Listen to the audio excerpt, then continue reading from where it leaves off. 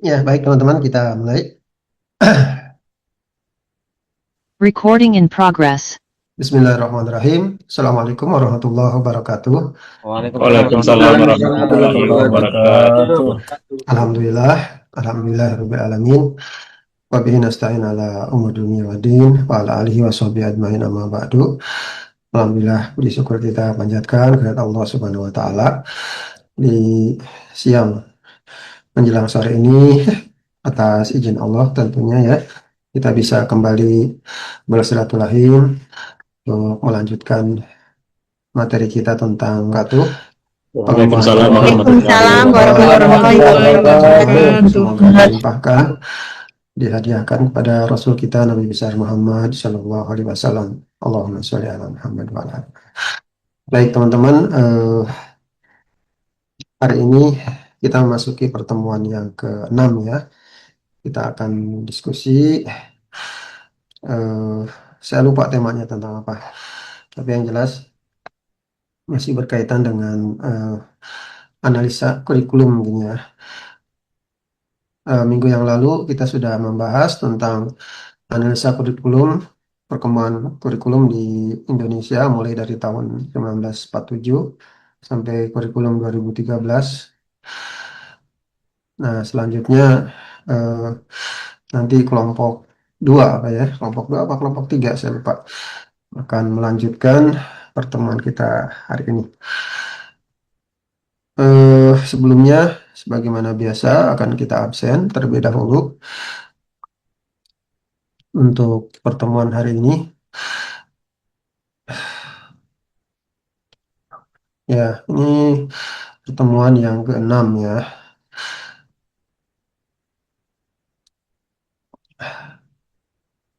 Saya tampilkan dulu absennya, ya,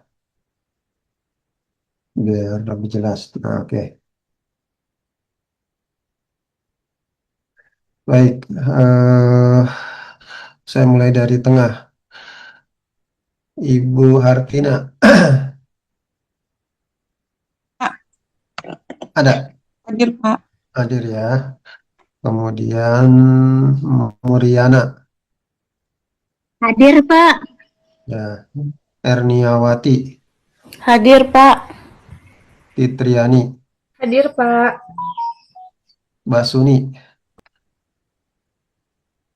Basuni, oke. Ismail, Hadir Pak, Basuni hadir. Basuni ini siapa yang jawab? Saya Pak, saya. Basuni. Basuni Pak. Ya, saya nggak ngelihat fotonya ya, karena ini lagi nampilin absen. Kemudian Ismail ada? Ada Pak, hadir. Oh ya. Ragilia, Hadir, Pak. ya. Muhammad Hamidi, Hadir, Pak. oke. Bobby Ariandi, Hadir, Pak. ya. Rini Megasari, Hadir Pak. Ramadhani, Hadir Pak. ya. Hamdan, Lagi proses masuk, Pak. oh ya, Di udah kepulauan soalnya, Pak. nanti dicek lagi. Kita tadi absen mulai pukul 13:10 ya, sampai 13:20 kasih waktu. Aris Kusuma, Hadir Pak. Hadir. Edi Purwoto, Hadir Pak. Ida Farida, Hadir Pak. Alpian, Hadir Pak. Turipan, Pak. Arik, Hadir Pak. Rufaidah, Hadir Pak. Hadir Pak. Andriansah, Andriansah. Sepertinya mengundurkan diri kayaknya Pak. Oh ini ya, oh Baru Pak, faktor sakit kayaknya Pak. iya ya. Sudarmono, Pak Hakim. Hadir, Pak. Karomawati, Hadir Pak. Edi AS belum ada ya. Agus Diansah. Hadir Pak, hadir. Boleh. Hakim Sudianto. Hadir Bapak. Baik. Repah Imania. Hadir Bapak. Sidik Muktamar. Hadir Pak, hadir. Ya. Mutiara Aulia. Mutiara Aulia. Belum ada ya. Izin tadi, Pak. Izin. Oh ya, baik. Ricky Andre. Hadir Bapak. Baik. Mustahidi. Hadir Pak. Ya. Tutin Darisa. Hadir, Pak. Ilham Mubasir. Hadir Pak.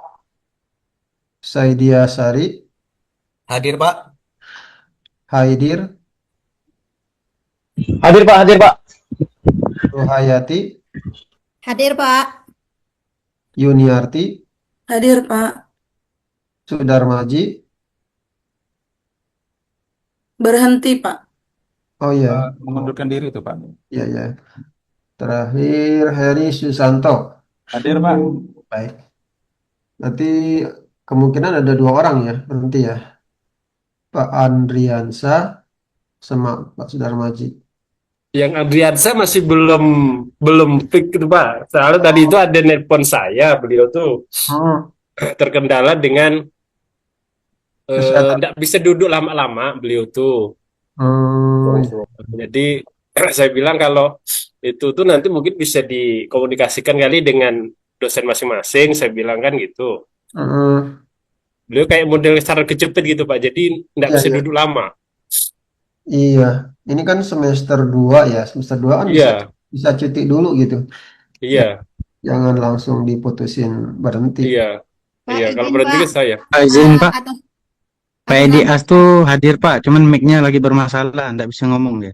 Ya, iya maksud saya jangan langsung berhenti. Jadi mungkin bisa ngusulin cuti gitu ya.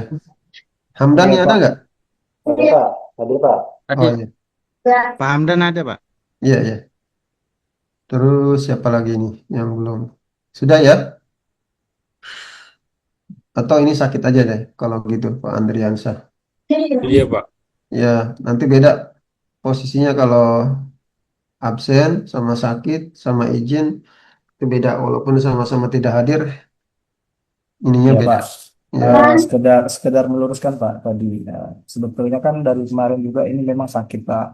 Cuman Ah, karena kebingungan juga Pak ini maunya gimana, apakah boleh cuti itu semester 2 ini atau lanjut dengan keadaan sekarang. Cuman memang untuk duduk itu memang sakit Pak. Karena kemarin pun sempat BAB itu mengeluarkan darah gitu Pak. Jadi masalahnya di situ.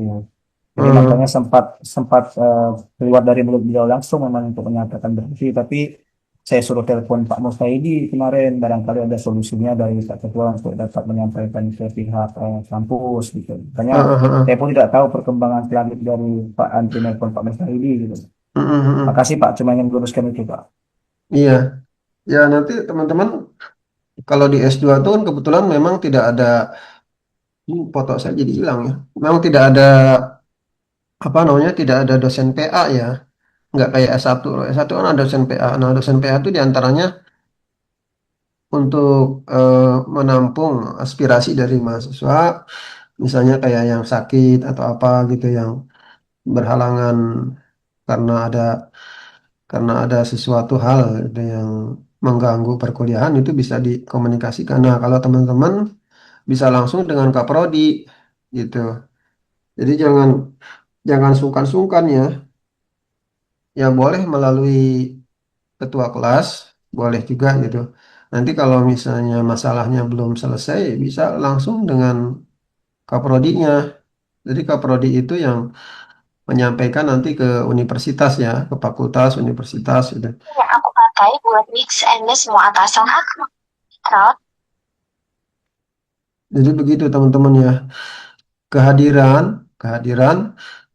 itu dalam satu semester teman-teman boleh tidak hadir 3 kali. Jadi tidak ada masalah. Misalnya karena kesibukan yang tidak bisa ditinggalkan, pekerjaan yang tidak bisa ditinggalkan, atau karena sakit, atau karena ada acara di rumah gitu, acara keluarga, misalnya lagi pesta atau hajatan atau apa gitu, nggak masalah gitu. Atau datang terlambat, mungkin bagi dosen lain sih tidak masalah barangkali ya. Kalau saya absennya memang agak ketat gitu. Kalau kalau nilai insya Allah sih saya nggak terlalu pelit ya teman-temannya. Semester lalu kan teman-teman mungkin juga merasakan kan waktu mata kuliah filsafat ilmu kan. Iya, Pak. Seingat saya, seingat saya semuanya dapat A gitu. Ya Pak, makasih ya Pak. Alhamdulillah. Ya, tapi jangan harap Sih, kalau Pak. kehadirannya kurang tidak ada ampun gitu bagi saya gitu. Itu namanya nggak serius gitu. Terus walaupun hadir tapi tidak mengaktifkan kamera itu juga jadi masalah. Begitu ya, teman-teman mungkin harus memaklumi karakteristik dosen masing-masing gitu. Ada dosen yang mungkin tidak terlalu mempermasalahkan mau hadir, mau tidak hadir, mau on cam, mau off cam gitu. Kalau saya sangat perhatian kehadiran itu. Terus pada saat diskusi, presentasi makalah, teman-teman wajib wajib hadir. Jadi tidak boleh tidak hadir. Kalau tidak hadir, otomatis tidak dapat nilai gitu. Dia harus datang. Ini Pak Hamdan kemana nih gelap nih? Pak Hamdan, Bu Rini, nggak ada nggak ada gambarnya.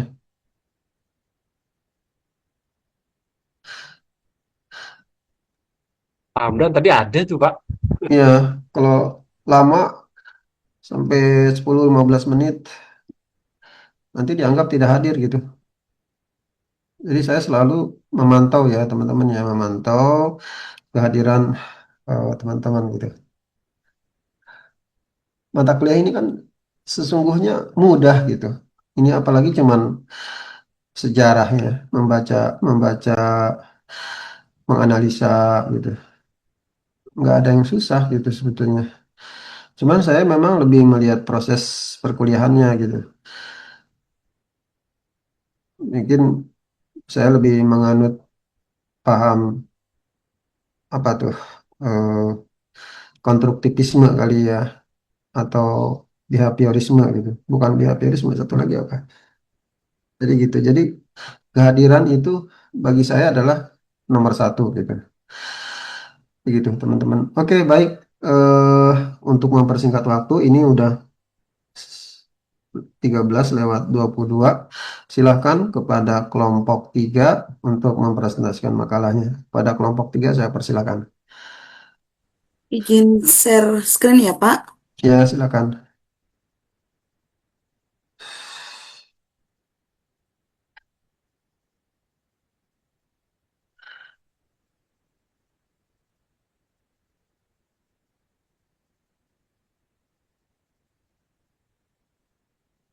Sudah nampak? Ya, sudah, silakan. Lanjut.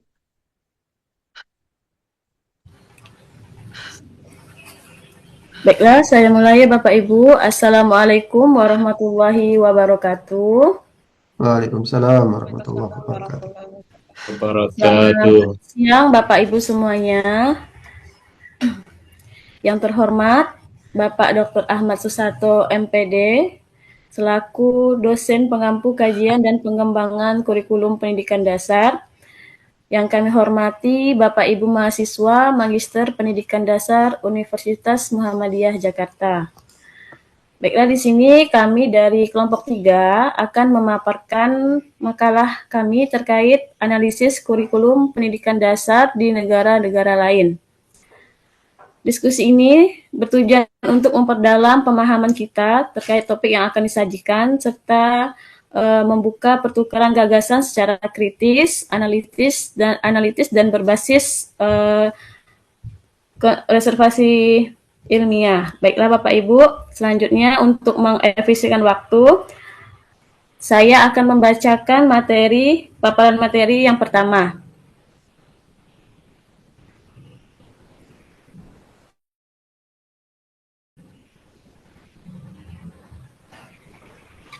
Baik, latar belakangnya yaitu pendidikan merupakan investasi strategis jangka panjang yang menjadikan pendidikan dasar sebagai fondasi utama pembentukan literasi, numerasi, dan karakter, sehingga kurikulum perlu terus dikembangkan secara adaptif untuk menjawab tuntutan abad ke-21 melalui studi komparatif berbagai negara, yaitu guna menemukan praktik terbaik dalam pengembangan pendidikan nasional.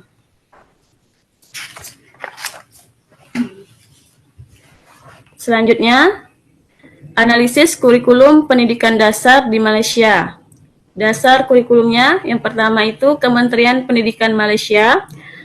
Kurikulum ini dikembangkan secara nasional di bawah kebijakan KPM, falsafah pendidikan kebangsaan, yaitu menekankan pengembangan siswa secara seimbang, intelektual, spiritual, emosional, dan jasmani. Transformasi KBSR ke KSSR. Perubahan kurikulum untuk menyesuaikan dengan kebutuhan abad ke-21 dan peningkatan kualitas pendidikan. Selanjutnya, struktur kurikulum KSSR. Yang pertama, standar berbasis 3 komponen, terdiri dari standar kandungan, pembelajaran, prestasi untuk memastikan pembelajaran terukur. 6 elemen utama kurikulum. Yang pertama, komunikasi, nilai moral, kemanusiaan, keterampilan diri, fisik, estetika, serta sains dan teknologi.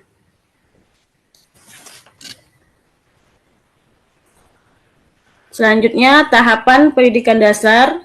Tahap pertama, yaitu dari tahun ke-1 sampai ke-3, fokus pada literasi dasar dan pembentukan fondasi belajar. Tahap kedua, tahun ke-4 sampai ke-6, penguatan pemahaman konsep dan keterampilan berpikir tingkat tinggi. Yang ketiga, penguasaan 4M, membaca, menulis, berhitung, dan menalar sebagai kompetensi dasar siswa. Selanjutnya ke pendekatan pembelajaran, student center learning. Siswa menjadi pusat pembelajaran, guru di sini sebagai fasilitator. Penguatan HOTS, high order thinking skill, yaitu mendorong kemampuan berpikir kritis, analitis, dan problem solving. Yang ketiga, integrasi teknologi. Pembelajaran didukung digitalisasi melalui kebijakan pendidikan digital nasional. Selanjutnya, sistem penilaian. Adanya penghapusan UPSR mengubah sistem dari berbasis ujian ke penilaian berkelanjutan. Yang kedua, pentaksiran berasaskan sekolah, yaitu penilaian dilakukan secara holistik di sekolah. Yang ketiga, pentaksiran bilik darjah, fokus pada perkembangan siswa melalui observasi, proyek, dan portofolio. Yang keempat, penilaian formatif berkelanjutan, yaitu menilai proses belajar bukan hanya hasil akhir. Selanjutnya, kelebihan kurikulum di Malaysia. Yang pertama itu penguatan nilai dan karakter, pendidikan moral dan agama terintegrasi kuat dalam kurikulum ini. Yang kedua, penguatan bahasa Inggris, menyesuaikan standar internasional untuk meningkatkan daya saing global. Yang ketiga, pendidikan inklusif, mengakomodasi siswa berkebutuhan khusus dalam sistem pendidikan reguler. Selanjutnya, implementasi dan tantangan.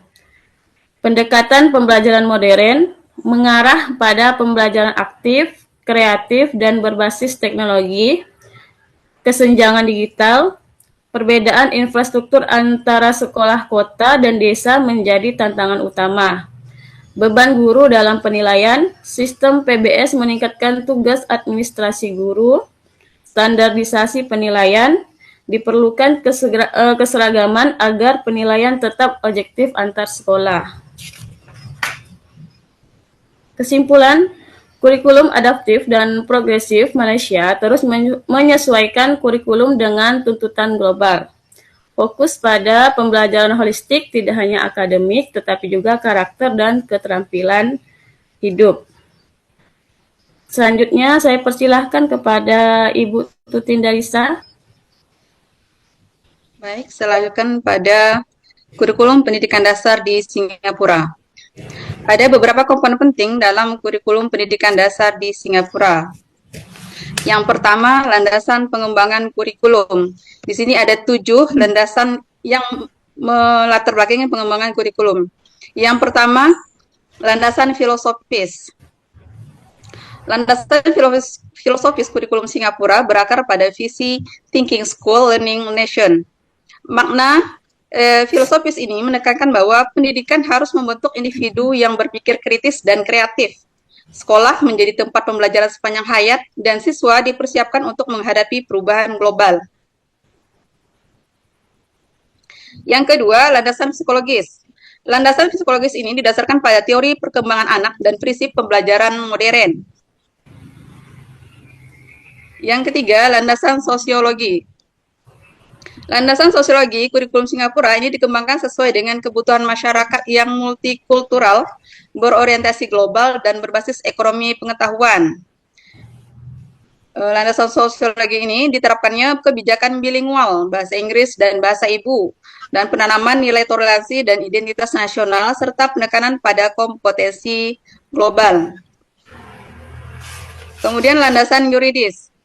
Landasan yuridis dari Singapura ini sistem pendidikan nasional tersandar namun fleksibel dan selalu diperbarui sesuai kebutuhan zaman.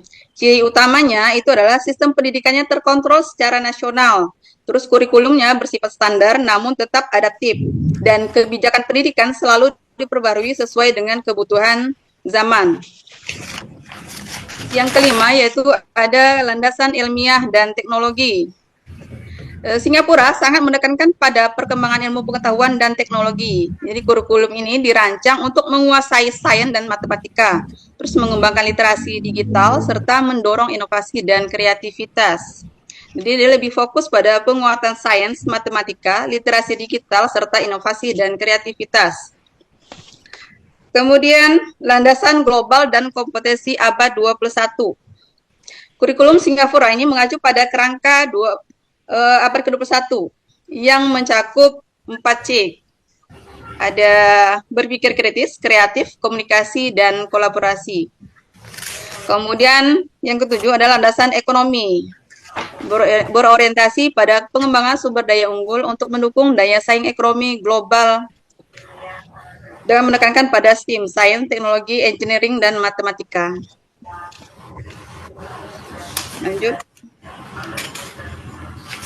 Tujuan kurikulum pendidikan dasar di Singapura. Yang pertama untuk penguatan akademik. Ini meningkatkan kemampuan dasar seperti bahasa, matematika, dan sains. Kemudian untuk pembentukan karakter, menanamkan nilai moral, disiplin, dan tanggung jawab. Untuk menuju keterampilan abad 21, mengembangkan kemampuan berpikir kritis, kreatif, dan kolaboratif. Terus belajar sepanjang hayat, menumbuhkan motivasi belajar yang berkelanjutan.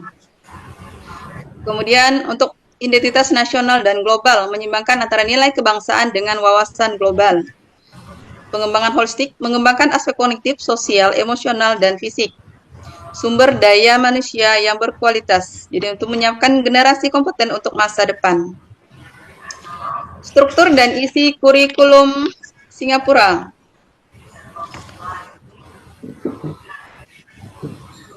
Struktur kurikulum ini bersifat nasional,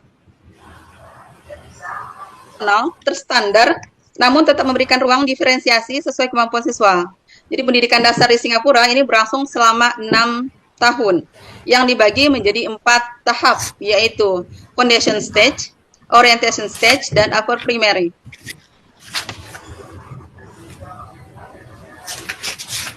Next.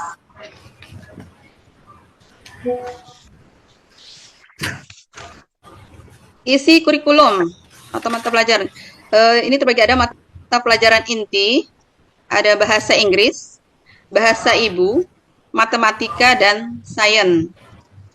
Terus ada mata pelajaran pengembangan diri, karakter, dan citizenship education, membentuk karakter dan kesadaran sebagai warga negara.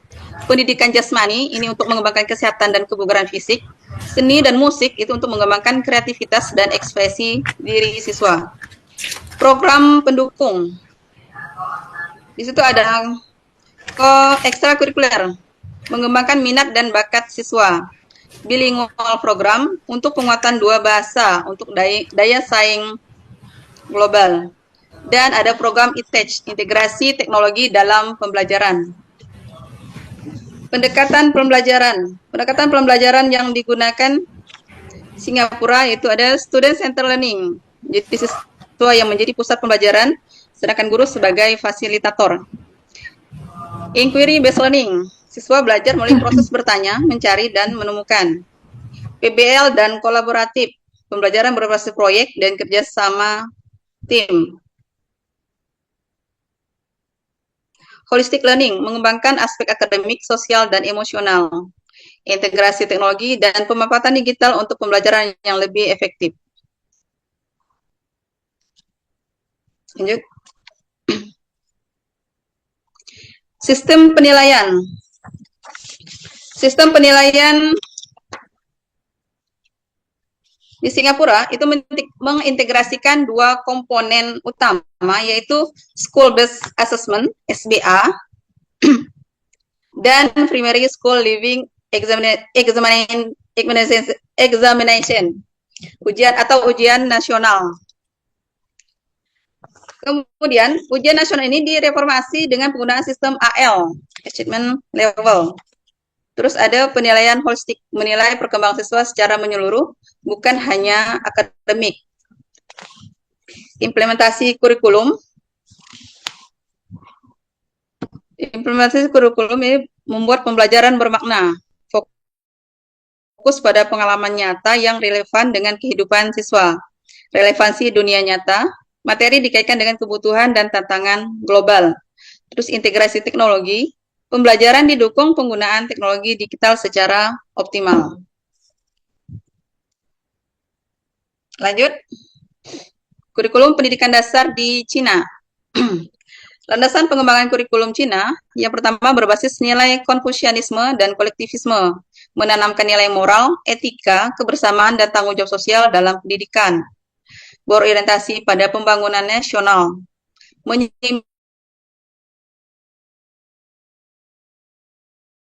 dikembangkan secara terpusat oleh Ministry of Education of the People's Republic of China, memberikan fleksibilitas melalui kurikulum lokal dan berbasis sekolah, berorientasi pada pengembangan kompetensi dan karakter, dan yang terakhir menekankan kemampuan berpikir tingkat tinggi (HOTS). Lanjut. Karakteristik pendidikan di Cina, wajib belajar 9 tahun, itu dari 6 tahun SD dan 3 tahun SMP. Berbasis sistem nasional, diatur secara terpusat oleh Kementerian Pendidikan dan berbasis nilai budaya, dipengaruhi Konfusianisme, kolektivisme, dan pembangunan nasional. Tujuan kurikulumnya menyeimbangkan individu dan negara, mengembangkan siswa sekaligus mendukung pembangunan nasional. Pengembangan kompetensi, meningkatkan pengetahuan, keterampilan, dan sikap. Pembentukan karakter, menanamkan nilai moral dan identitas bangsa. Struktur kurikulumnya ini terstandar nasional. Kurikulum utama berlaku secara nasional. Fleksibilitas sekolah, ada kurikulum lokal dan pengembangan sekolah. Komposisinya 70-80% itu nasional, sisanya fleksibel. Mata pelajaran intinya itu ada bahasa Mandarin, matematika, IPA dan IPS, pendidikan moral, PJOK, seni, dan TIK. Sedangkan pendekatan pembelajaran yang digunakan itu student center learning, siswa aktif dalam pembelajaran, berbasis kompetensi, fokus pada kemampuan nyata siswa, teori dan praktik, menghubungkan konsep dengan kehidupan nyata, dan kontekstual dan HOTS, mengembangkan kemampuan berpikir tingkat tinggi. Karakteristik kurikulumnya ini bersifat terpusat, pengaturan dilakukan secara nasional, pendidikan moral terintegrasi, nilai mula ada di semua mata pelajaran, berorientasi akademik, fokus pada prestasi dan kompetisi, disiplinnya tinggi, menekankan etos kerja dan kedisiplinan, teknologi pendidikan, integrasi digital dalam pembelajaran, dan seimbang akademik dan non-akademik tetap diperhatikan. implementasi dan penilaian, kolaborasi sistem pemerintah, daerah, dan sekolah itu bekerja bersama. Guru sebagai pengembang, nah guru ikut merancang implementasi kurikulum. High stake testing, ujian berpengaruh besar pada hasil belajar. Kemudian penilaian berkembang, mulai menggunakan portofolio dan refleksi. Tantangannya, tekanan ujian tinggi dan kesenjangan antara wilayah, kota, dan desa. Lanjut. Oke.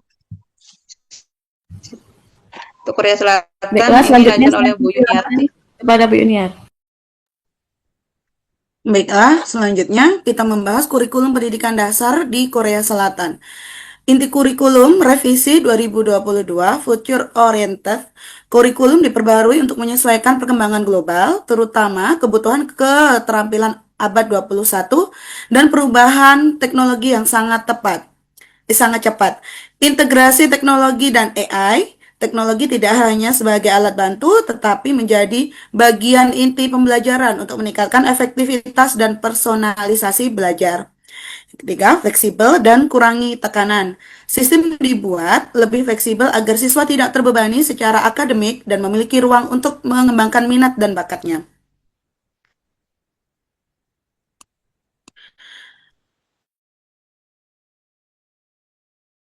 Pembelajaran berpusat pada siswa, di mana mereka aktif mengeksplorasi, berdiskusi, dan membangun pemahaman sendiri. Kompetensi dan transfer of learning. Penekanan pada kemampuan menerapkan pengetahuan dalam situasi nyata. Bukan sekedar menghafalkan konsep. 4C, kritikal, kreatif, kolaboratif, komunikatif. Kurikulum dirancang untuk melatih berpikir kritis, kreativitas, kerjasama, dan komunikasi sebagai kompetensi utama masa depan. Ciri utamanya, digital dan e-learning. Pembelajaran didukung oleh platform digital, memungkinkan akses materi lebih luas, dan pembelajaran lebih fleksibel. Play-based learning, awal SD. Pada tahap awal, pembelajaran dilakukan melalui permainan agar lebih menyenangkan dan sesuai perkembangan anak. PBL dan project based, siswa belajar melalui pemecahan masalah dan proyek nyata sehingga kemampuan analisis dan kreativitas berkembang. Guru sebagai fasilitator, peran guru bergeser menjadi pembimbing dan membantu siswa menemukan pengetahuan secara mandiri. Penilaian dan tantangannya, asesmen holistik, penilaian mencakup aspek kognitif, afektif, dan keterampilan untuk melihat perkembangan siswa secara menyeluruh. Tantangan utamanya, kesiapan guru dalam teknologi, keterbatasan fasilitas digital, serta kesenjangan akses antar wilayah. Kurikulum pendidikan dasar di Jepang. Inti kurikulumnya, Course of Study 2020.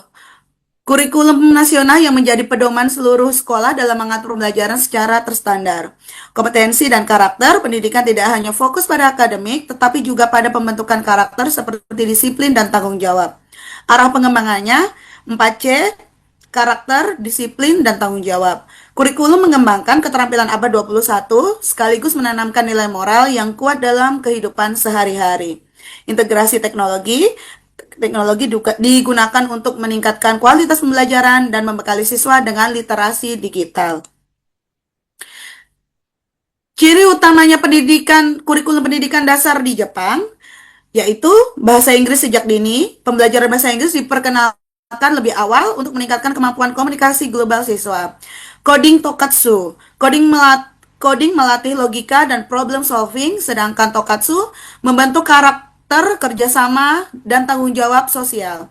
Project and kolaboratif, pembelajaran dilakukan melalui kerja kelompok dan proyek untuk meningkatkan interaksi sosial dan pemahaman mendalam. Guru sebagai fasilitator, yaitu guru berperan sebagai pembimbing yang membantu siswa aktif dalam proses pembelajaran. Arah pengembangan, penilaian menyeluruh, penilaian tidak hanya hasil akhir, tetapi juga proses belajar dan perkembangan karakter siswa. Dan tantangan utamanya adalah kesiapan guru terhadap inovasi keterbatasan teknologi, serta meningkatnya beban kerja guru. Baik, Bu Erni. Baik, Bapak Ibu semuanya, selanjutnya di sini kita akan memasuki sesi tanya jawab. Bagaimana Pak? Langsung saja ya Pak ya.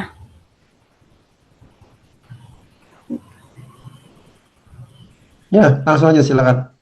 Oke, baiklah Bapak Ibu, kepada Bapak Ibu yang ingin bertanya, silakan mengangkat tangannya.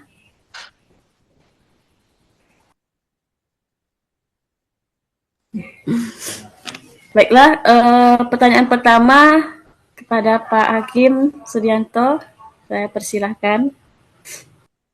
Bismillahirrahmanirrahim. Assalamualaikum warahmatullahi wabarakatuh. Salam. Bapak dosen yang kami hormati, teman-teman seperjuangan, yang insya Allah sama-sama kita berjuang bersama, galus bersama untuk teman-teman sekalian. Amin. Ya. Buat kelompok hari ini, ibu-ibu yang hari ini presentasikan cukup baik sekali, saya ingin ada yang ingin saya tanyakan tentang tadi kurikulum di Malaysia tadi. Nah, di situ kita lihat tentu perbedaan dan perbandingan sekali, ada perbedaan dengan kurikulum kita yang ada di Indonesia tentunya. Jadi menurut saudara-saudara sekalian, sejauh mana penguatan nilai dan karakter dalam kurikulum Malaysia benar-benar membentuk perilaku siswa di luar sekolah? Oke, sekali lagi saya ulangi, sejauh mana penguatan nilai dan karakter dalam kurikulum Malaysia benar-benar membentuk perilaku siswa di luar sekolah? Begitu, Bu? Bisa diulangi lagi? Siap. Pelan-pelan, Pak. Sejauh mana penguatan nilai dan karakter dalam kurikulum Malaysia benar-benar membentuk perilaku siswa di luar sekolah? Jadi apakah penguatan dari karakter ini kesimpulannya itu benar-benar membentuk perilaku siswa lah kalau di luar sekolah? Terima kasih, Bu. Assalamualaikum warahmatullahi wabarakatuh.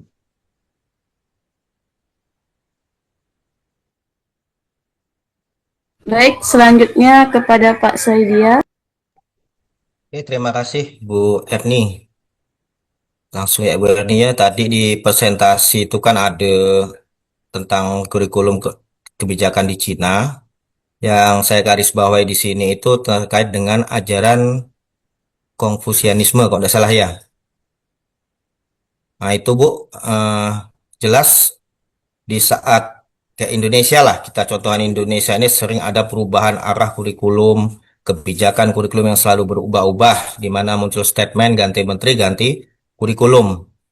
Cuman kalau dari paparan presentasi Ibu tadi dan kawan-kawan itu ada memang yang menarik itu Konfusianisme itu merupakan ajaran di Cina yang dimasukkan dalam pendidikan dan ini tidak akan berubah sampai sekarang tetap dipakai. Mungkin ada paparan atau penjelasan dari kelompok ini terkait apakah di Indonesia ini ada yang menjadi patokan yang tidak terdampak terhadap perubahan kurikulum secara signifikan. Itu saja Bu. Misalnya poin-poin Pancasila dan sebagainya, apakah itu masih terdampak atau masih diteruskan dalam pendidikan? Seperti yang kita lihat ini di Cina. Itu aja Bu, terima kasih. Baik Pak, tadi itu intinya paparan dan penjelasan tentang Konfusianisme Pak ya. Apakah di Indonesia itu ada patokan? Itu Bu, apakah ada yang di Indonesia itu adakah yang tidak terdampak terhadap perubahan kurikulum atau kebijakan yang selalu berubah-ubah? Itu aja Bu, terima kasih.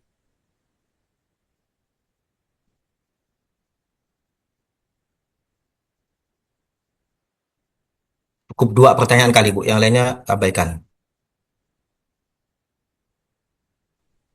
Next. Selanjutnya pertanyaan ketiga dulu ya Bu. Siapa tadi Ibu?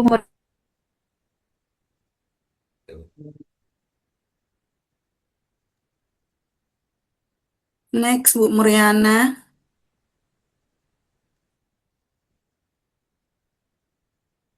Oke, terima kasih atas waktunya. Nah, tadi kan kelompok 3 membahas tentang analisis kurikulum Malaysia, Singapura, Cina, Korea Selatan.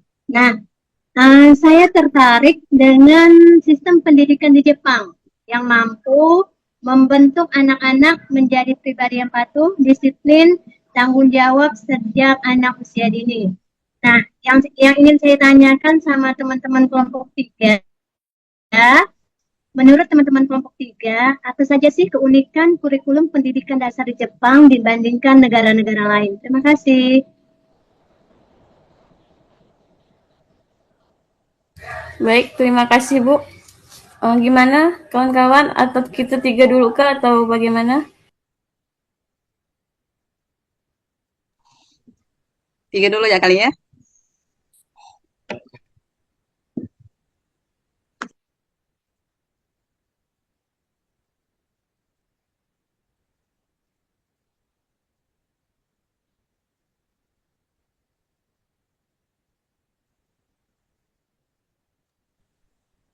Silahkan Bu Tutin jawab dulu.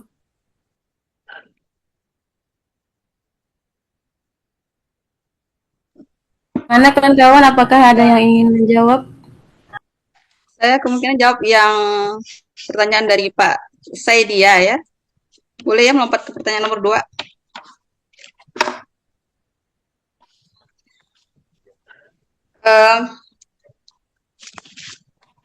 Menurut kesimpulan saya, pertanyaan Pak Saidia garis besarnya seperti ini. Kurikulum kita kan sering berubah-ubah, tetapi apakah ada yang tidak berubah walaupun terjadi perubahan kurikulum? Betul nggak Pak Saidia? Betul, dikaitkan dengan yang Cina tadi, Konfusianisme. Oke. Konfusianisme itu sendiri, kalau di Cina, itu merupakan nilai-nilai dari ajaran yang sangat kuat dalam sistem pendidikan di Cina. Nilainya itu prinsip utamanya itu yang pertama menghormati guru dan orang tua, menjunjung tinggi pendidikan sebagai jalan utama kesuksesan, penekanan pada moralitas, etika, dan disiplin diri. Untuk dalam kelas, itu guru memiliki otoritas tinggi, pembelajaran cenderung terstruktur dan serius. Siswa dituntut tekun, rajin, dan menghargai proses. Sepertinya Konfusianisme Cina dan Indonesia itu kurang lebih sama. Jadi yang tidak berubah itu adalah penekanan pada karakter. Walaupun setiap tahun kurikulumnya, bukan setiap tahun, setiap kepemimpinan kurikulumnya berubah, namun untuk pendidikan karakter itu tidak berubah. Walau yang berubah itu hanya pada nama. Kalau sekarang mungkin pada profil lulusan. Kalau kemarin mungkin ada profil pelajar Pancasila. Nah, sebelumnya mungkin ada PPKN, PKN. Nah, jadi hanya yang berubah itu hanya nama. Namun untuk penekanannya tetap pada karakter siswa. Mungkin itu Pak Saidia. Oke Bu, lanjut.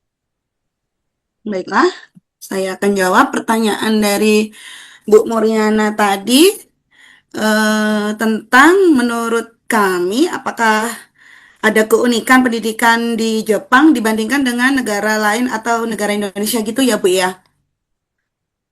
Baiklah, di Jepang itu Bu memiliki karakter di Jepang itu fokus kepada pembentukan karakter seperti itu. Kita lihat di film-film Jepang, Ibu pernah lihat anak-anak sekolah untuk nyebrang, untuk makan, semua punya aturan. Mereka tidak pernah membuang sampah sembarangan. Mereka taat aturan gitu. Di Jepang itu pendidikan karakter disiplin menjadi prioritas utama, Ibu. Bahkan ada pembelajaran khususnya, ada pelajaran khususnya. Namanya seperti Dotoku, yaitu pendidikan moral. Tapi di Indonesia karakter juga ada, tapi sering masih bersamaan dengan akademiknya. Tapi kalau di Jepang dia langsung fokus, difokuskan satu itu. Jadi tidak bercampur-campur dengan pelajaran lain. Lalu pembiasaan diri, pembiasaan langsung dari kecil sejak dini, dari PAUD, mereka sudah dibiasakan membersihkan kelas sendiri, makan bersama di kelas, disiplin tanpa diawasi. Bahkan ada Bu, waktunya tidur siang, mereka juga tidur siang di dalam kelas seperti itu. Tapi di Indonesia belum jadi kebiasaan. Seperti itu. Jadi yang ketiga, tidak terlalu prioritas ujian di awal. Di Jepang itu termasuk di SD, tekanan akademik dan ujian tidak terlalu tinggi, Bu. Jadi fokusnya pembentukan sikap dulu. Jadi di Jepang itu fokusnya ke sikap, gitu, bukan ke akademik. Jadi kalau di Indonesia sejak awal sudah cukup untuk fokus pada nilai dan hasil belajar, seperti itu. Dan nomor yang terakhir, pendidikan di Jepang itu menyeluruh atau holistik.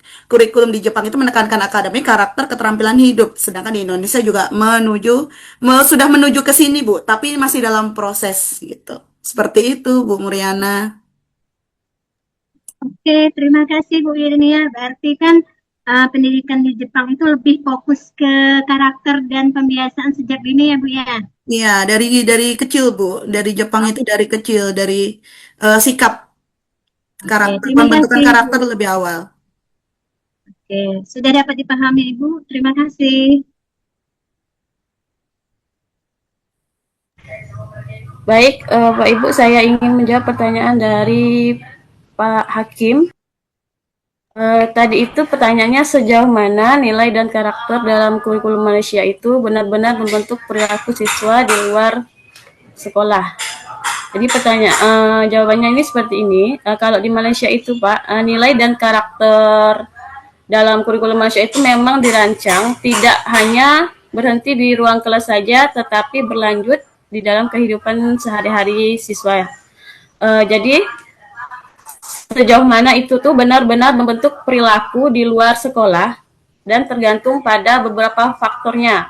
Misalnya secara desainnya itu cukup kuat dan terstruktur, yaitu seperti penjelasan kami tadi melalui kurikulum KSSR, yaitu kurikulum standar sekolah rendah dan kurikulum standar sekolah menengah atau KSSM. Terus dalam pendidikan karakter ini diintegrasikan dalam mata pelajaran, misalnya pendidikan moral dan pendidikan Islam. Terus yang selanjutnya itu ada kegiatan co-kurikuler. Yang ketiga itu ada program sekolah berbasis nilai disiplin, terus tanggung jawab dan hormat. Jadi yang kedua itu ada dampak nyata terlihat tetapi tidak selalu konsisten. Seperti banyak kasus siswa menunjukkan disiplin, misalnya kegiatan di sekolah dan kegiatan formal, terus rasa hormat kepada orang tua dan guru, terus keterlibatan siswa dalam kegiatan sosial. Terus faktor penentu keberhasilan di luar sekolah, seperti keluarga. Misalnya jika nilai di rumah selaras dengan sekolah, berarti dampaknya itu akan kuat. Jadi jika tidak, efeknya itu akan melemah. Terus yang kedua ada lingkungan sosialnya juga, teman sebaya dan budaya masyarakatnya bisa memperkuat ataukah merusak nilai yang diajarkan. Terus yang ketiga media dan teknologi.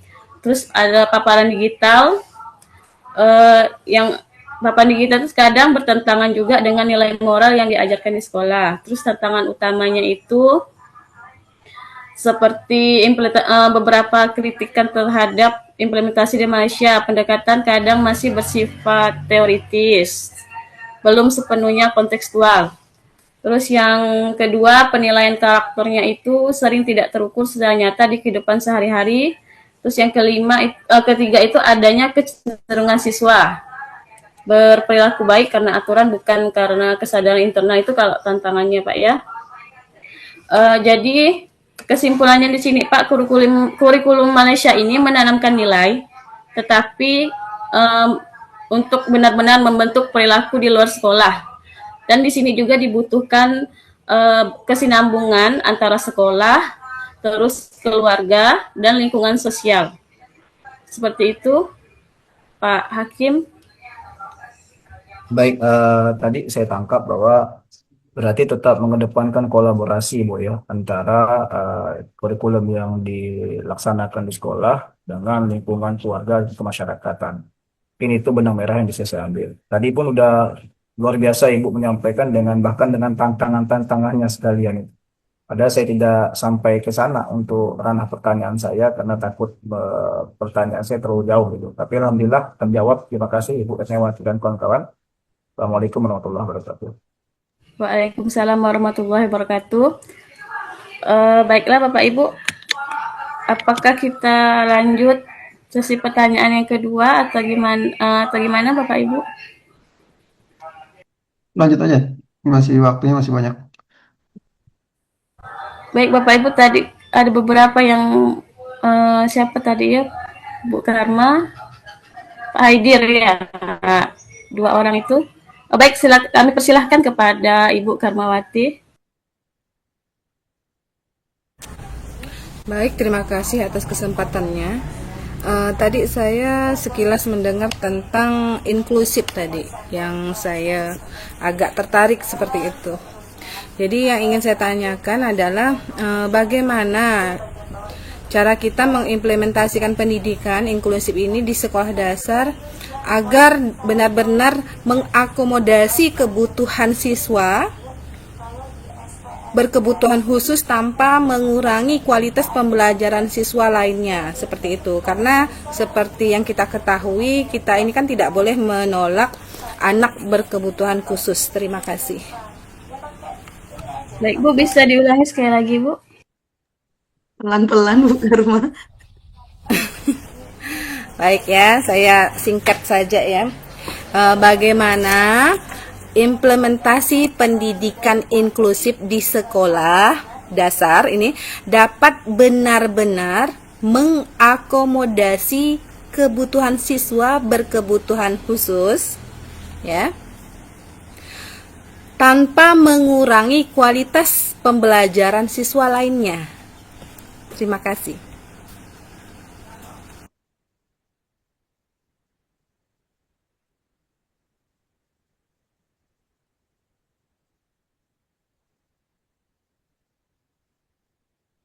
Selanjutnya saya persilakan kepada Pak Haidi. Tes satu mungkin terdengar. Terima kasih.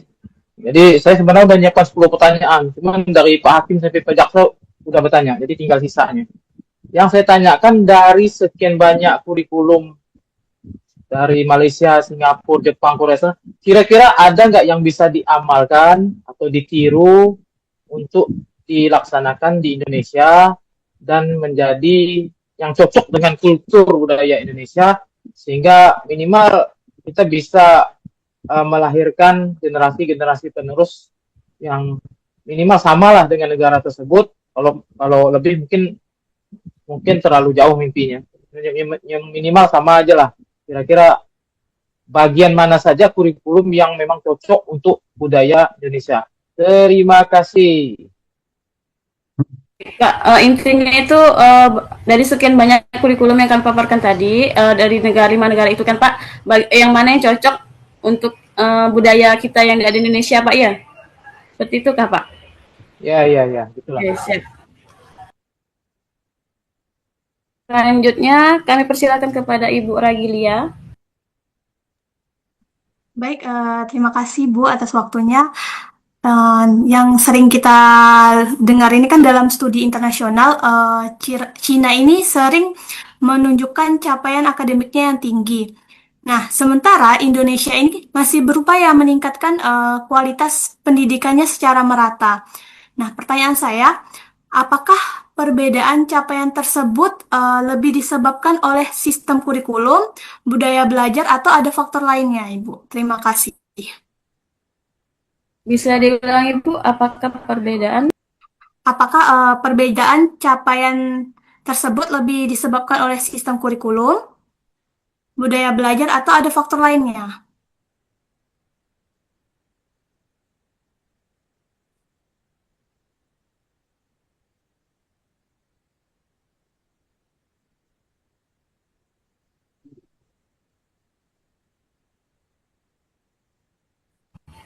Bagaimana? Pertanyaan terakhir. Baik, saya persilakan kepada Pak Aris. Oke, baik. Terima kasih atas waktu yang diberikan. Mungkin pertanyaan saya ini hampir sama dengan Pak Haidir tadi. Saya ingin mengajak pemateri untuk berangan-angan. Kalau seandainya pemateri ini jadi perancang kurikulum nasional, unsur dari negara Malaysia, Singapura, Cina, dan Korea Selatan tadi disampaikan, unsur apa saja yang ingin diambil? Dan jelaskan alasannya. Terima kasih.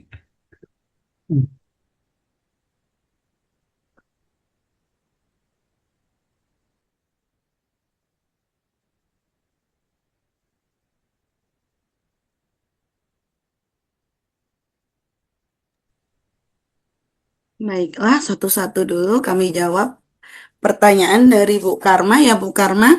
Bagaimana cara kita mengimplementasikan inklusi di sekolah dasar dapat mengakomodasi siswa yang berkebutuhan khusus tanpa mengurangi kualitas pembelajaran siswa yang lain seperti itu ya Bu Karma. Tadi di situ ada di kurikulum Cina, Jepang juga ada di situ. Jadi menurut saya implementasi inklusi di sekolah dasar bisa dilakukan tanpa menurunkan kualitas pembelajaran dengan beberapa langkah inti, Bu. Jadi, nomor satunya itu diferensiasi pembelajaran, yaitu materi dan cara belajar disesuaikan dengan kemampuan siswa, seperti itu, Bu. Jadi, kemampuan siswa kan berbeda-beda, anak berkebutuhan khusus, seperti itu. Jadi, nomor duanya, metode aktif. Jadi menurut saya seperti diskusi, kerja kelompok atau game based learning agar semua siswa jadi terlibat seperti itu. Yang ketiga itu guru pendamping atau guru mendampingi. Jadi membantu anak berkebutuhan khusus tanpa mengganggu kelas jika ada. Tapi kan kalau di Indonesia kan kebanyakan belum ada ya Bu ya. Jadi masih terbatas. Tapi di negara lain itu sudah ada guru yang membantu anak berkebutuhan khusus seperti itu. Yang keempat adalah adaptasi kurikulum dan penilaian, yaitu target dan cara evaluasi bisa disesuaikan. Lalu lingkungan inklusif menanamkan sikap saling menghargai antar siswa, juga kerjasama antara guru dan orang tua untuk mendukung perkembangan anak yang berkebutuhan khusus. Jadi intinya di sini adalah strategi yang tepat, semua siswa tetap bisa belajar optimal tanpa ada yang dirugikan. Seperti itu Bu Karma.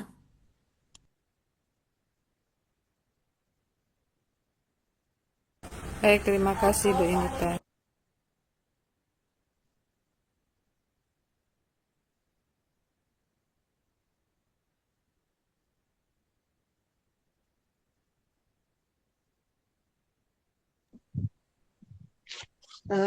Baik, saya akan coba menjawab pertanyaan Pak Aris.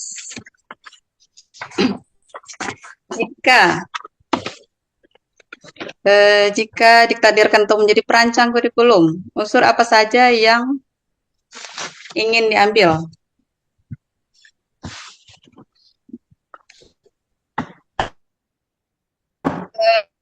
Yang pertama, penguatan kompetensi akademik. Yang pertama, penguatan kompetensi akademik. Ini menguatkan pada matematika, sains, dan bahasa. Pendekatannya lebih ke konsep, bukan ke hafalan. Dan sistem penilaian itu harus imbang antara ujian dan penilaian formatif. Kemudian ada pembentukan karakter dan nilai. Penanaman nilai seperti tanggung jawab, integritas, dan rasa hormat. Membentuk siswa tidak hanya pintar, tetapi juga berkarakter. Kemudian pengembangan keterampilan abad ke-21, ini sebenarnya Indonesia juga sudah, tapi dengan strategi integrasi critical thinking, kreativitas, kolaborasi, dan komunikasi. Kemudian pembelajaran lebih banyak ke berbasis proyek, dan pemanfaatan teknologi digital dalam pembelajaran, agar siswa siap menghadapi tantangan global dan dunia kerja masa depan. Terus yang keempat itu adalah penanaman semangat belajar sepanjang hayat. Sebagaimana kita tahu, siswa-siswi kita, mungkin hanya kami, untuk menyelesaikan tahap SMP saja itu perlu dimotivasi setiap hari.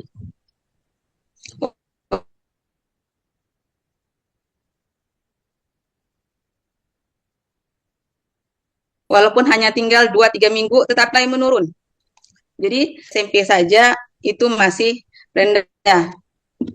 Penanaman semangat ini bisa melalui budaya belajar aktif dan mandiri, dengan dorongan eksplorasi minat dan bakat dari sekolah maupun dari pihak keluarga. Terus penguatan identitas nasional dan global. Ini dari pendidikan kewarganegaraan sejarah nasional. Terus persiapan sumber daya manusia yang berkualitas. Pengembangan sumber daya unggul, ini penguatannya ke dalam teknologi dan literasi digital, sehingga bisa melahirkan lulusan yang siap berkontribusi bagi ekonomi berbasis pengetahuan.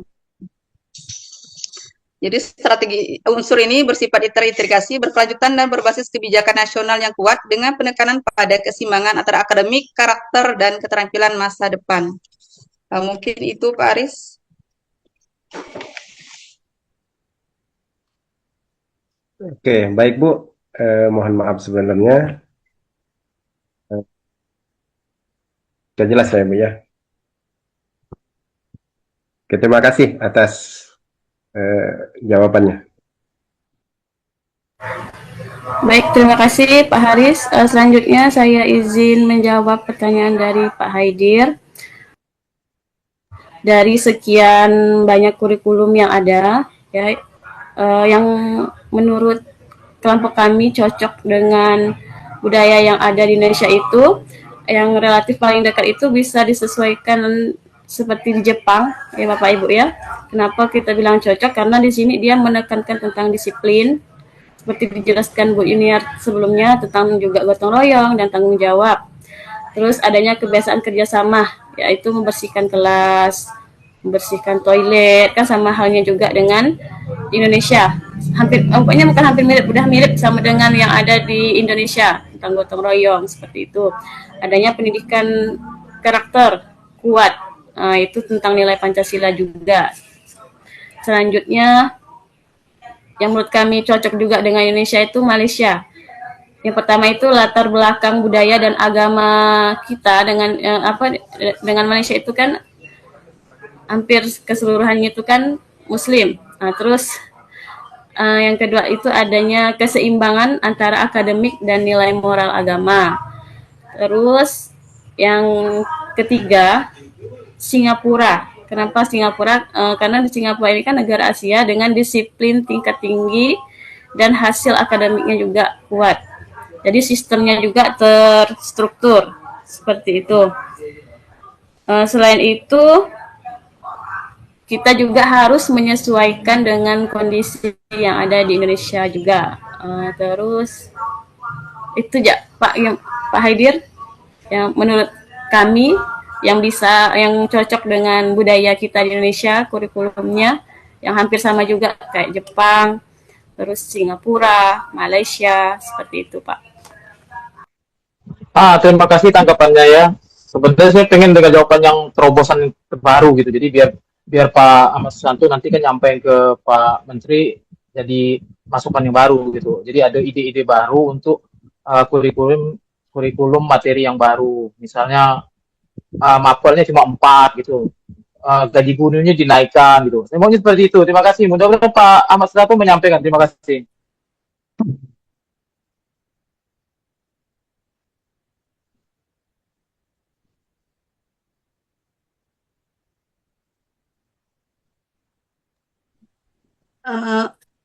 Saya akan menjawab pertanyaan Bu Ragilia.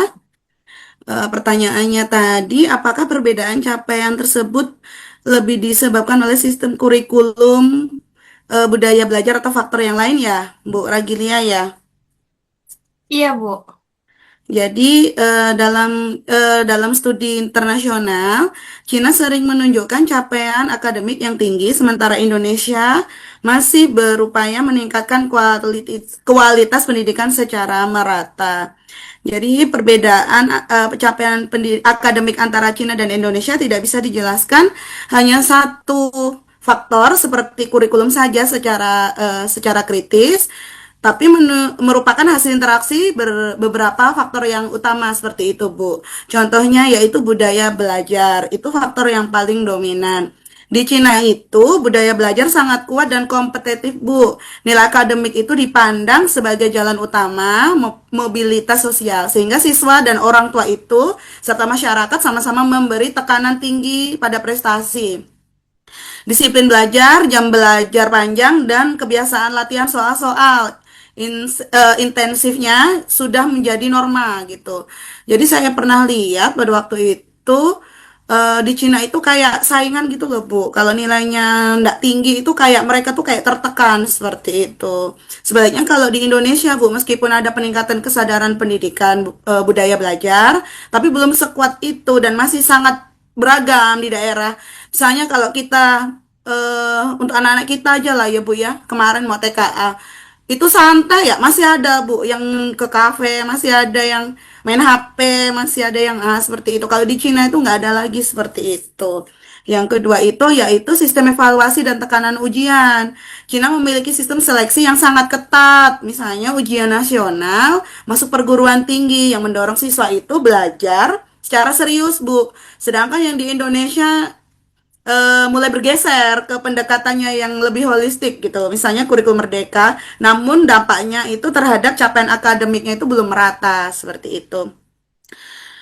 Ujian nasionalnya lah ya Bu ya kan kemarin itu kan kita kan masih ada ujian nasional kan sekarang kan enggak sekarang kan ditentukan oleh sekolah jadi semua lulus gitu padahal kan kalau dulu kan enggak dulu kan pakai nih pakai apa gitu kan seperti itu. Jadi yang ketiga itu kualitas dan pemerataan pendidikan di Cina itu relatif lebih konsisten dalam standar kualitas gurunya, fasilitas dan manajemen sekolahnya terutama di wilayah maju. Sedangkan Indonesia itu menghadapi tantangan besar dalam pemerataan kualitas pendidikan di kota dan daerah terpencil itu masih timpang sehingga capaian nasionalnya itu ikut terpengaruh Bu. Lalu yang keempat itu yaitu kurikulumnya. Kalau di Cina itu kurikulum Cina itu cenderung fokus dalam mendalami pada mata pelajaran inti seperti matematika, sains, dan bahasa dengan latihan intensif. Sedangkan di Indonesia memiliki kurikulum yang lebih fleksibel dan berorientasi itu pada perkembangan karakter serta kompetensi tetapi implementasinya belum optimal kalau di Indonesia dan faktor-faktor sosial, ekonomi dan kebijakan seperti itu. Kalau di Cina kan kita bisa lihat di Cina itu pendidikan, dukungan keluarga serta kebijakan pemerintah itu berperan besar Bu di Cina itu. Contohnya gurunya gajinya besar seperti itu. Jadi kan lebih semangat gitu Bu. Kalau di Indonesia enggak seperti itu. Seperti itu Bu Ragilia. Baik Bu, terima kasih sangat cukup membantu dalam memahami perbedaannya Bu. Terima kasih Bu.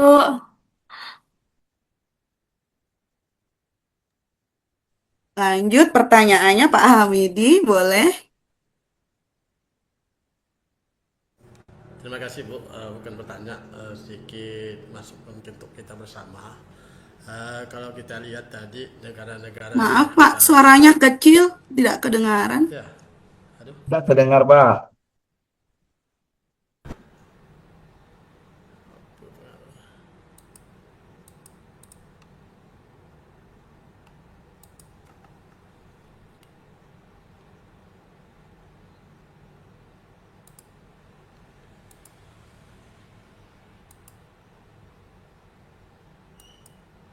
kedengaran Bu?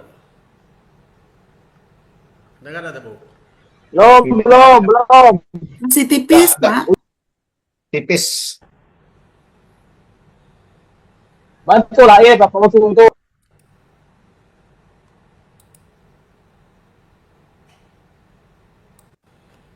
Dengaran? Dengar Bu? Dengar Pak, lanjut Pak. Boleh Pak, lanjut. Bismillahirrahmanirrahim. Assalamualaikum warahmatullahi wabarakatuh. Sedikit untuk tambahan Bu. Kalau kita lihat tadi perbandingan atau komparasi yang dilakukan, walaupun ini bukan mata kuliah komparasi, mata kuliah kurikulum, tetapi kalau kita lihat terjadi proses komparasi terhadap negara kita sendiri dibanding ke negara-negara besar tadi ya, seperti Jepang, Cina, yang harus kita sadari bahwa setiap negara ideologinya tentu berbeda. Jadi ideologi juga ikut mempengaruhi terhadap sistem pendidikan yang ada di sana. Kalau kita lihat perbandingan-perbandingan itu sebenarnya ada di negara kita, banyak juga di negara kita. Seperti ada pemikiran dari Jepang tadi, tidak salah saya, atau Cina, Confucius itu ya. Itu kan ahli filsafat tokoh Cina. Indonesia sebenarnya ada seperti Ki Hajar Dewantara yang kita kenal dengan Tut Wuri Andayani. Tetapi barang itu hanya sekedar lip service bagi kita. Tidak kita sadari pada pemikir-pemikir bangsa kini ini cukup besar dalam kaitan pendidikan itu. Jadi kita tidak perlu menoleh ke jauh, di dalam negeri saja sebenarnya tokoh-tokoh kita sudah pikirkan masalah pendidikan itu.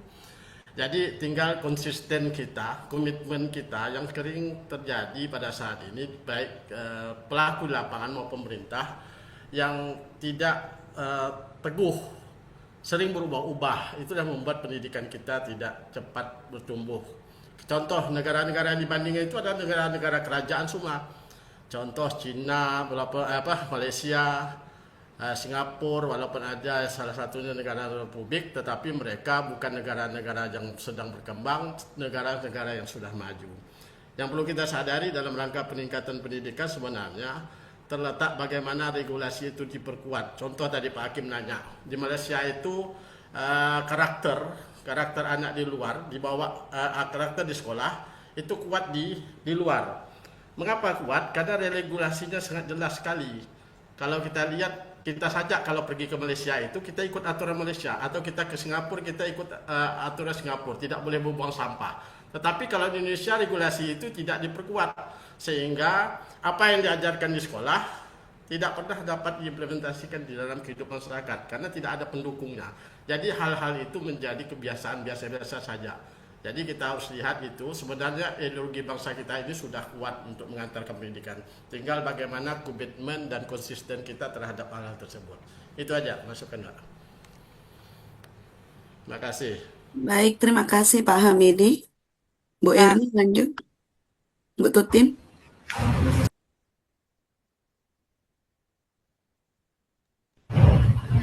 Bagaimana Bapak Ibu? Kita tutup ke diskusinya atau ada yang ingin memberikan tanggapan lagi? Cukup Bu, cukup. Baiklah Bapak Ibu, terima kasih atas pertanyaan-pertanyaan dari Bapak Ibu yang luar biasa ini, dan serta tanggapan juga dari Bapak kami, Bapak Muhammad Hamidi. Ilmunya juga sangat bermanfaat sekali untuk kami, dan kami juga selaku pemateri pada hari ini memohon maaf jika ada kesalahan atau penjelasan tentang kami, tentang materi yang kami sampaikan itu, kami mohon maaf karena di sini kami juga sama-sama belajar, sama-sama kita semua menuntut ilmu. Terima kasih atas partisipasinya yang bertanya dan yang memberikan tanggapan. Baiklah Bapak Ibu, demikian presentasi dari kelompok kami akhiri. Wabillahi taufiq wal hidayah. Wassalamualaikum warahmatullahi wabarakatuh. Waalaikumsalam warahmatullahi wabarakatuh. Baik, teman-teman kelompok 3 ya, terima kasih banyak atas presentasinya. Saya kira cukup menarik. Banyak respon dari teman-teman. Ya, menarik memang kita mempelajari kurikulum di negara-negara lain sebagai perbandingan gitu ya. Sebagai perbandingan, ini kan sesama Asia nih. Dari beberapa negara, 6 negara masuk kita itu mana yang dianggap lebih baik, lebih maju gitu. Ya tentu berdasarkan kemajuan yang diperoleh oleh negara masing-masing ya. Dan kita yakin sebetulnya pendidikan itu menjadi fondasi utama untuk memajukan negara gitu. Cuman sampai saat ini kalau saya perhatikan pemerintah masih kurang begitu perhatian yang begitu intens terhadap pendidikan gitu. Jadi bagi mereka ekonomi, politik itu yang lebih utama gitu. Kemajuan negara itu harus didukung oleh ekonomi yang tinggi gitu, oleh politik yang sudah mapan gitu. Padahal justru seharusnya kalau kita orang pendidikan ya, pendidikan itulah justru yang harus diutamakan gitu. Ini kan sekarang lagi ricuh pemerintah itu kan masalah MBG ya teman-teman ya. Makan bergizi gratis itu kan menjadi sorotan gitu. Pemerintah mungkin bersikeras tetap MBG dipertahankan gitu. Jadi supaya anak-anak pintar itu gizinya harus bagus gitu. Jadi selalu begitu alasannya gitu. Nah, sementara dalam pelaksanaannya kan kita tahu banyak banyak penyalahgunaan ya, banyak penyelewengan gitu. Bahkan banyak makanan yang mubazir gitu, tidak dimakan oleh siswa gitu. Ini baru-baru ini di sekolah anak saya yang di Sanawiyah, Sanawiyah Muhammadiyah ya di daerah Ciputat. Itu baru dibuka tuh, baru seminggu ini palingnya, nggak nyampe seminggu malah. Dari hari Rabu atau hari Selasa gitu. Jadi itu ada dapat MBG itu. Saya bilang kok saya pikir cuma di SD aja gitu. Oh di SMP juga dapat. Nah, eh, saya dengar dari anak saya, teman-teman tuh banyak yang nggak makan Pak katanya. Jadi dia tuh kadang-kadang makan jatah temannya gitu. Jadi makan dua, tiga gitu kan. Terus lagi masih lebih gitu. Udah gitu sekolah juga melebihkan mintanya tuh. Dilebihkan 10 katanya. Untuk jaga-jaga kali ya. Termasuk gurunya juga ikut makan gitu kalau saya tanya tuh. Itu itu anggaplah masih biasa gitu. Nah, yang luar biasanya itu kadang-kadang sekolah libur, MBG jalan terus gitu. Nah, terus makannya dikemanain gitu kan masalah juga sebetulnya kan. Jadi persoalan persoalan ekonomi politik itu menjadi prioritas gitu loh di negara kita itu. Mungkin teman-teman ketika dulu Jepang dibombardir gitu ya, dibom itu. Kan Perdana Menterinya langsung nanya berapa guru yang masih hidup gitu. Itu artinya perhatian pemerintah, perhatian penguasa gitu ya terhadap pendidikan tuh begitu sangat besar sekali gitu. Begitu sangat besar gitu. Nah, kembali ke masalah tadi itu, kenapa nggak dialokasikan dananya saja untuk eh, membantu membantu anak-anak yang dalam tanda petik kekurangan gitu, atau melengkapi fasilitas yang ada di sekolah gitu. Karena ternyata begini ya teman-teman ya, kalau kita perhatikan MBG itu uangnya itu diambil dari kita-kita juga gitu. Jadi saya pernah makan di Sabana Plus gitu. Kalau di sini ada namanya Sabana Plus ya. Sabana itu makanan chicken gitu, ayam. Itu ternyata di struknya itu ada pajak itu untuk MBG gitu teman-teman gitu. Saya kaget itu. Anak saya yang ngasih tahu tuh. Anak saya yang pertama. Lihat Pak katanya. Ini kita beli di sini sekian rupiah. Pajaknya itu adalah untuk MBG gitu. Oh begitu. Nah jadi kita bisa berpikir gitu ya. Pantas gitu. Itu yang pertama. Yang kedua ternyata itu adalah program PBB kan sebetulnya program UNESCO gitu, program WHO ya. Jadi bukan inisiatif sepenuhnya murni dari pemerintah sebetulnya itu. Kita hanya tinggal mengajukan, kemudian dana itu di drop gitu dari WHO. Nah, kita tinggal mendistribusikan saja gitu. Tapi ternyata bukan hanya dari WHO gitu. Dari dalam negeri saja masih banyak yang diikuti. Itu salah satunya ketika saya makan di Sabana Plus. Belum lagi sekarang berapa berapa ribu retail gitu yang ada di Indonesia gitu.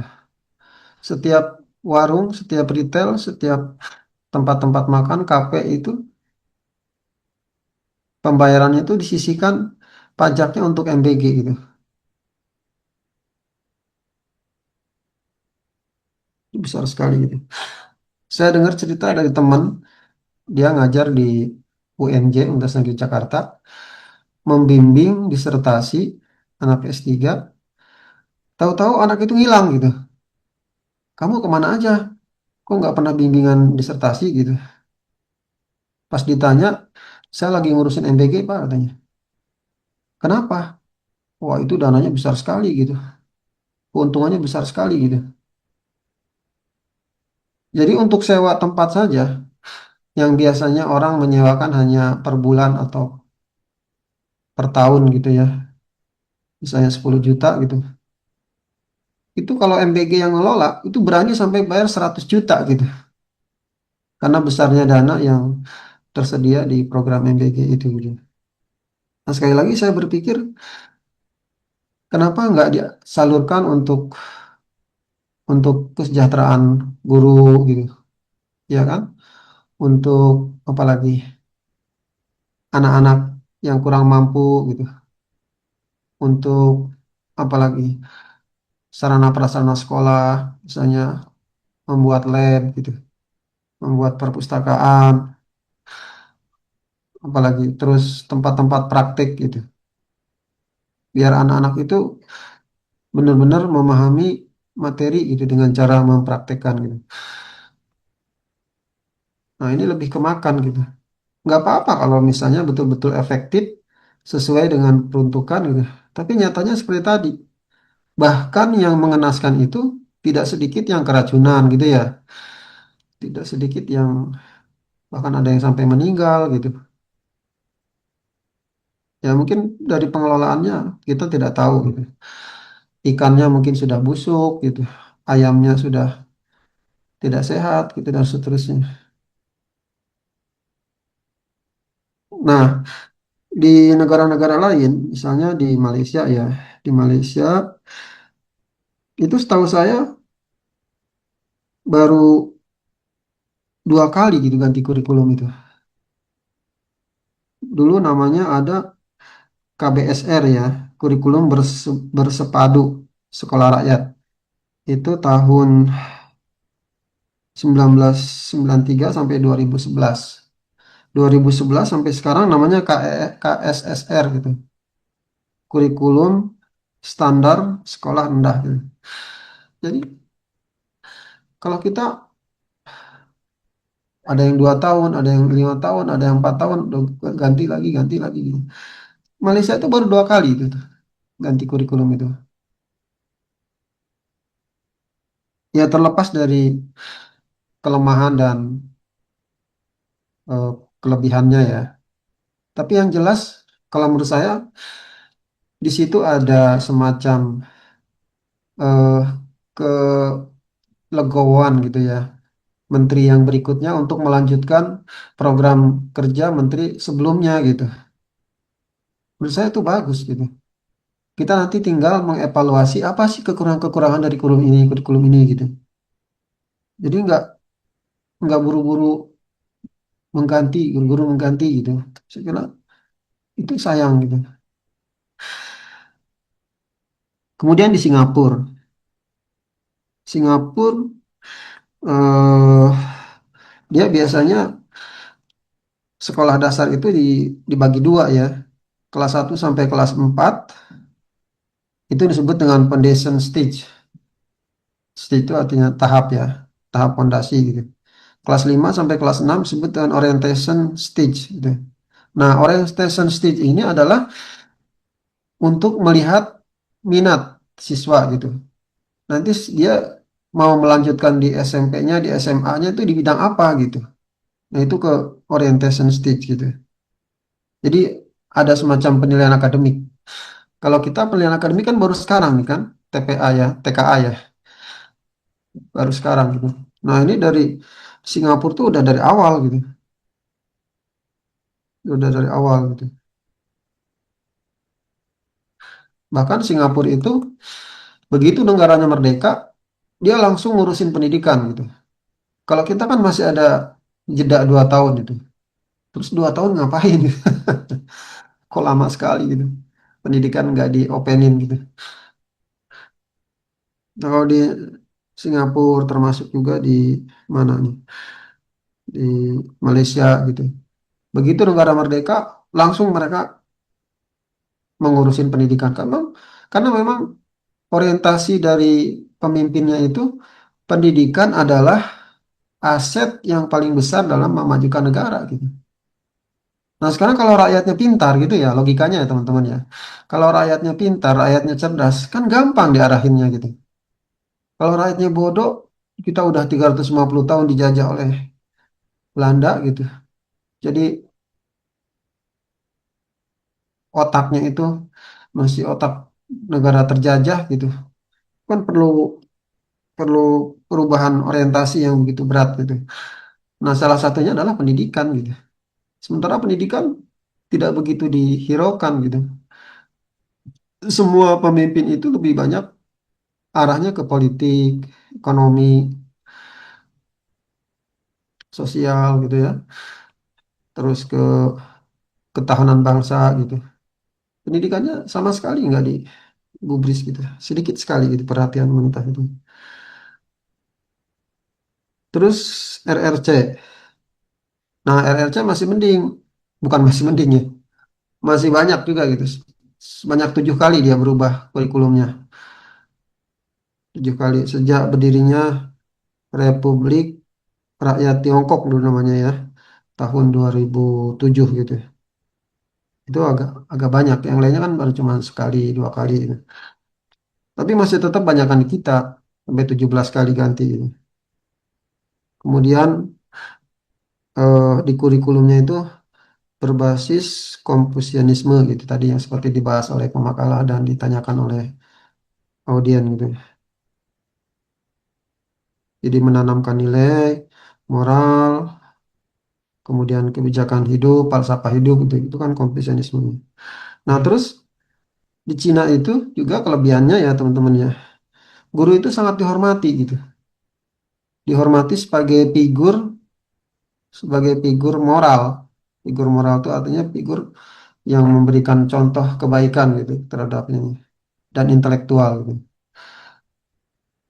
Jadi keberadaan guru itu kalau di Cina itu betul-betul kehadirannya dihargai sekali oleh rakyat gitu. Mereka kalau ketemu guru tuh nunduk gitu. Kalau ketemu guru tuh malu gitu ya. Dan itu bukan hanya anak-anak sekolah gitu maksudnya. Semua masyarakat juga begitu. Kalau ketemu guru tuh mereka hormat sekali gitu. Apalagi anak-anak siswanya. Nah, satu yang kelebihan di Cina itu adalah keterampilan praktis gitu. Keterampilan praktis itu salah satunya adalah pertanian, pertanian dan olahraga ya. Jadi pertanian itu kalau terutama dikhususkan bagi anak-anak yang berada di daerah, di pedesaan, itu wajib gitu pertanian itu, wajib gitu. Walaupun kita tahu negara Cina itu kan hampir 2/3-nya itu gurun gitu. Jadi kayak di Mesir ya, gurun, tandus lah gitu. Itu kan Cina itu kan berbatasan dengan apa Pakistan gitu, dengan Uni Soviet ya, yang sekarang berpecah menjadi beberapa negara itu. Nah sekarang tuh kalau kita lihat di TV ya, di media gitu, mereka bisa bagaimana mengolah gurun itu menjadi lahan yang subur gitu. Itu kan luar biasa tuh, menjadi lahan yang subur gitu. Jadi sekarang tidak lagi tandus, tidak lagi gurun, tapi sudah hijau gitu. Karena berkat keahlian dari mereka bisa mengubah tanah yang tadinya tandus, tanah yang tadinya gurun itu menjadi subur gitu.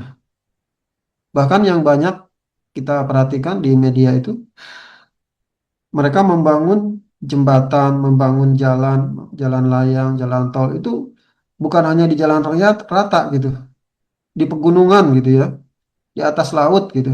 Bahkan di bawah laut kan, teman-teman bisa lihat di YouTube atau di internet gitu. Itu Cina gitu. Jadi kemampuan teknologinya sudah menyaingi negara-negara barat, negara-negara Eropa gitu, Cina itu. Mereka bisa menciptakan mobil sendiri gitu kan, motor, kendaraan, karena berkat ketekunan dan keseriusan gitu yang mereka peralami gitu. Terus Rata-rata kalau kita perhatikan ikut Olimpiade apa yang diikuti oleh negara-negara itu, pasti Cina nomor satu itu olahraganya. Karena olahraga itu dari sejak SD, sekolah dasar mereka sudah disitir, sudah di apa namanya, dipilih gitu ya. Siapa anak-anak yang memiliki kemampuan dalam bidang olahraga. Itu nanti mereka disekolahkan sampai perguruan tinggi sekolah itu, sekolah olahraga itu. Kalau kita mungkin baru sekarang ya ada pendidikan olahraga di perguruan tinggi itu juga kan bukan bukan universitas, itu hanya prodi gitu. Kalau di sana tuh olahraga tuh menjadi universitas, menjadi perguruan tinggi gitu. Makanya mungkin jurusannya tuh volleyball, jurusannya sepak bola, jurusannya apa tenis gitu misalnya gitu, futsal dan seterusnya. Jadi luar biasa gitu. Hampir semua bidang olahraga Cina yang selalu nomor satu gitu. Kalau kita perhatikan di Olimpiade gitu kan. Terus dalam keterampilan praktis itu sejak SD mereka itu diberi praktek seperti mesin gitu. Bagaimana cara membubut baut gitu. Itu udah dari SD lah teman-teman. Kalau kita mungkin baru SMK ya, SMK perguruan tinggi baru ada. Mereka tuh dari SD. Gitu. Bagaimana cara membuat keterampilan apa gitu. Itu sudah disediain dari pemerintah. Jadi di sekolah-sekolah itu sudah dilengkapi dengan fasilitas yang sangat lengkap. Kayaknya di Cina tuh tidak ada MBG itu kayaknya. Yang ada ya itu fasilitasnya dilengkapi gitu.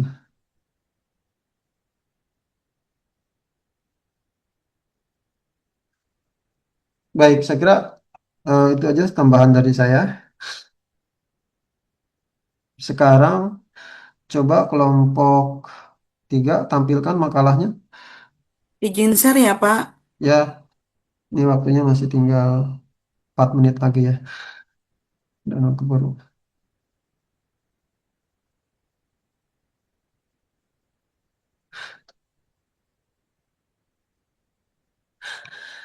Hmm. Sudah Ini nampak, Pak?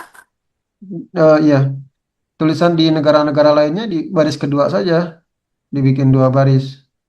Ya, Oh, ini ya, Pak ya, di dan negara-negara lain berarti ya? ya, ya dari situ nah itu kan lebih enak. Terus oke.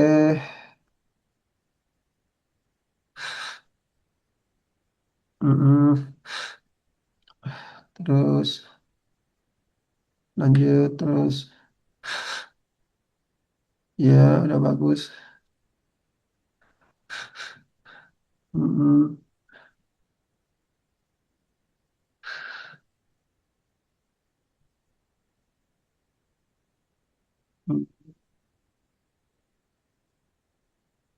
Mm-mm.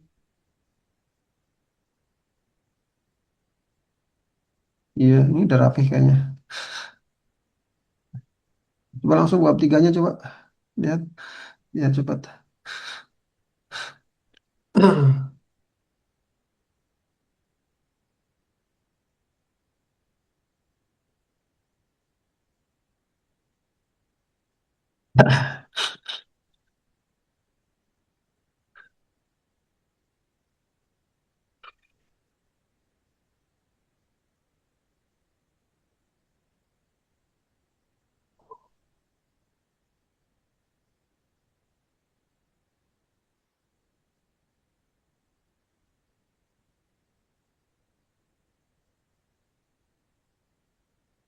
Ini Bu Rini benar-benar dari tadi nggak muncul ya. Kenapa? Kesimpulan dari makalah ini adalah nggak begitu bahasanya ya. Jadi, Pak, Ya, ini yang kesimpulan kalimatnya bukan begini. Jadi berdasarkan uraian di atas gitu, maka dapat disimpulkan sebagai berikut. Jangan begini kalimatnya. Satu, kurikulum manusia. Coba ke bawah lagi terus. Ke bawahin. Terus, ya terus. Ya, nah terus jangan langsung saran satu bagi guru. Beri pengantar dulu. Berdasarkan kesimpulan di atas misalnya gitu. Maka saran 1, 2, 3 gitu ya. Oke, terus daftar pustakanya.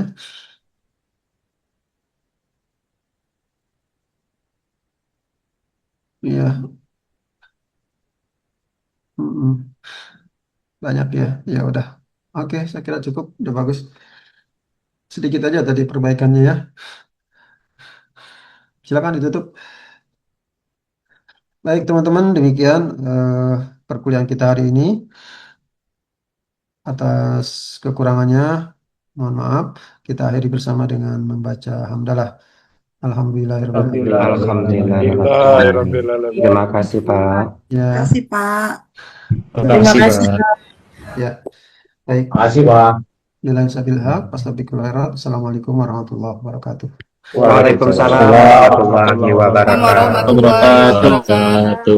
Terima kasih, Pak.